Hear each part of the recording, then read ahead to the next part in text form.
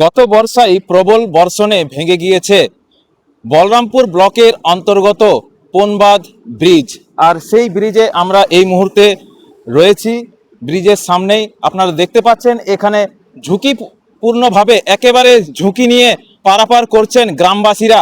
আপনারা সেই চিত্র সরাসরি দেখতে পাচ্ছেন। এখানে একজন ব্যক্তি গ্রামবাসী, তিনি কিন্তু এই ব্রিজ দিয়ে তার সাইকেল নিয়ে পেরোচ্ছেন। কিরকম ঝুঁকিপূর্ণভাবে পেরোচ্ছেন তা আপনারা দেখতে পাচ্ছেন এখানে কিরকম প্রবল জলের গতিবেগ রয়েছে। সেই গতিবেগ কিন্তু এই বর্ষায় দেখা যাচ্ছে প্রবল। গ্রামবাসীদের দাবি, তারা দেখেছেন 1 বছর পেরিয়ে গেছে কিন্তু এখনো ব্রিজের মেরামত হয়নি। আজও বদলায়নি পুনবাদ ব্রিজের বেহাল রূপ, চরম ভোগান্তিতে গ্রামবাসীরা। সরকার বদলেছে, প্রশাসনের দায়িত্বে পরিবর্তন এসেছে, কিন্তু বদলায়নি বলরামপুর ব্লকের পুনবাদ এলাকার মানুষের দুর্ভোগ। গত বছর বর্ষায় ক্ষতিগ্রস্ত হয়ে পড়া পুনবাদ সেতুটি এখনো বিপজ্জনক অবস্থায় পড়ে রয়েছে। বরং বর্ষা শুরু হতেই সেতুটি আরো বেহাল ও বিপজ্জনক রূপ ধারণ করেছে। স্থানীয় বাসিন্দাদের অভিযোগ, গত বছর প্রবল বৃষ্টিতে সেতুটির একাধিক অংশ ক্ষতিগ্রস্ত হওয়ার পর দীর্ঘ সময় পেরিয়ে গেলেও স্থায়ীভাবে সংস্কার বা পুনর্নির্মাণের কাজ হয়নি। সাময়িকভাবে যাতায়াত চললেও বর্তমানে সেতুটির পরিস্থিতি এমন পর্যায়ে পৌঁছেছে যে প্রতিদিন জীবনের ঝুঁকি নিয়েই মানুষকে পারাপার করতে হচ্ছে। সেতুটির ওপর দিয়ে প্রতিদিন পথচারী, বাইক, ছোট যানবাহন সহ বহু মানুষ যাতায়াত করেন, কিন্তু সেতুর বর্তমান অবস্থা এমনই যে কোনো সময় দুর্ঘটনা ঘটতে পারে বলে আশঙ্কা করছেন স্থানীয়রা। সেতুটির এই হেন অবস্থার কারণে আশপাশের প্রায় 12 থেকে 15টি গ্রামের মানুষদের যোগাযোগ একেবারেই বিচ্ছিন্ন হয়ে পড়েছে। এই সেতুর উপর দিয়েই বহু মানুষ বলরামপুর শহর, বাজার, স্বাস্থ্যকেন্দ্র, ব্লক অফিস, স্কুল ও কলেজে যাতায়াত করেন। বিশেষ করে অসুস্থ রোগী, বৃদ্ধা, গর্ভবতী মহিলা এবং স্কুল কলেজের পড়ুয়াদের ক্ষেত্রে পরিস্থিতি আরো কঠিন হয়ে পড়েছে। শুধু তাই নয়, সেতুর উপর দিয়ে বৃষ্টির জল ভয়ঙ্করভাবে যাচ্ছে, যে কারণে বলরামপুরে পৌঁছতে প্রায় 8 থেকে 9 কিলোমিটার অতিরিক্ত ঘুরপথ ব্যবহার করতে হচ্ছে সাধারণ মানুষকে। এতে যেমন সময় বাড়ছে, তেমনই বাড়ছে যাতায়াতের খরচও। তবে এখন প্রশ্ন উঠছে, গত 1 বছর ধরে সেতুর সমস্যা সামনে থাকা সত্ত্বেও কেন এখনো স্থায়ী সমাধানের ব্যবস্থা করা হলো না? বর্ষা এলেই যদি সেতু নিয়ে আতঙ্ক তৈরি হয়, তাহলে বড় কোনো দুর্ঘটনা ঘটার পর ব্যবস্থা নেওয়ার পরিবর্তে আগে থেকেই কেন প্রয়োজনীয় পদক্ষেপ নিচ্ছে না প্রশাসন? পুরুলিয়ার বলরামপুর থেকে বিশ্বজিৎ সিং সর্দারের রিপোর্ট, বিগ নিউজ বাংলা। আমি এখন আমার বাড়ি যাচ্ছি। আমার সেন্টারে গেছিলাম, এই তো অনেকজন ছিল এখানে, এরা ধরে ধরে পার করার নিচে আসার সময় আর যাওয়ার সময়। তবে আমি পেরালাম, তবে বাচ্চাদেরকে খাবার দিয়ে আসছি। কাছেনি, গোড়গা কাছেনি। হ্যাঁ হ্যাঁ হ্যাঁ, এরকম ভাবে ডেইলি ডেইলি। হ্যাঁ হ্যাঁ,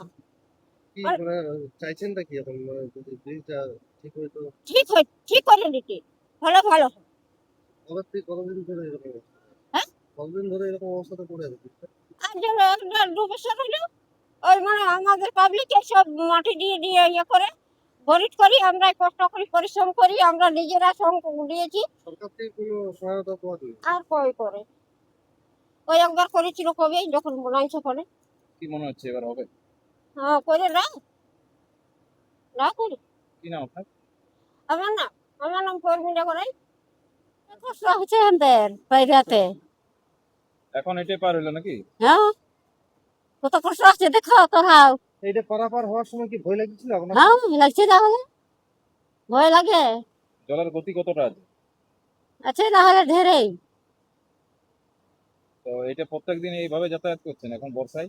বর্ষা কি করে পাইনি, ভয় বাইরে আছি। কোন গ্রাম আপনার? এই তো আমাদের গ্রাম। কোন মাঠ? হ্যাঁ কোন বাড়ি?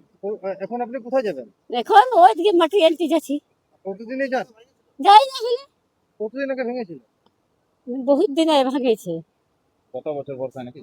হ্যাঁ, মেরামত করা হয়নি? নাই নাই হয়। তো কি চাইছেন এবার মেরামত করা হোক? হয়তো তাহলে বলেন যে আমাদের কত কষ্ট হচ্ছে বাইরেতে আসতে যেতে। কি নাম আপনার? কি নাম? মঙ্গলি হাসদা। মঙ্গলি হাসদা। হ্যাঁ, আমরা এইখানে ডাক্তার করছি। আর এই ব্রিজ দিয়ে বেরোলেন নাকি? হ্যাঁ ব্রিজ দিয়ে পারালি, এই তো ব্রিজের রং, এই তো ব্রিজের দেখছো না কেমন অবস্থা খারাপ হয়ে আছে। ভয় লাগছিল?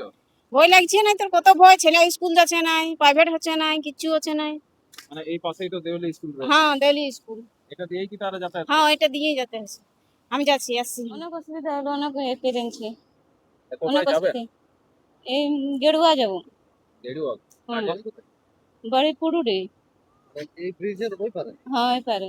তো ব্রিজটা কিভাবে ভেঙেছে জানেন? কি করে ভেঙেছে জিনিসটা? ব্রিজটা এই জলের ভেঙেছে। গত বর্ষায় নাকি? হ্যাঁ আগা বছরে ভেঙেছে। তো কি এখনো কি ঠিক করা হয়নি ব্রিজটা? না এখনো ঠিক করা হয়নি। এই বর্ষায় যে দেখা যাচ্ছে যে উপচে পড়ছে জল, মানে উপর উপর জল পার হচ্ছে, হুম তাতে কতটা সম্মুখীন হচ্ছে এখন? অনেক অসুবিধা আছে। কি নাম তো? রেণুকা, রেণুকা সিং সর্দার। এখন বর্তমানে পরিস্থিতি আমরা খুব অসুবিধায় আছি। আগে গত বছর ভেঙে গেছে তো এই বছর আমরা অনেক জায়গায় কমপ্লেনও করেছিলাম যে আমাদেরকে একটু মেরামত বা যাতায়াতের জন্য একটু ব্যবস্থা করে দেন।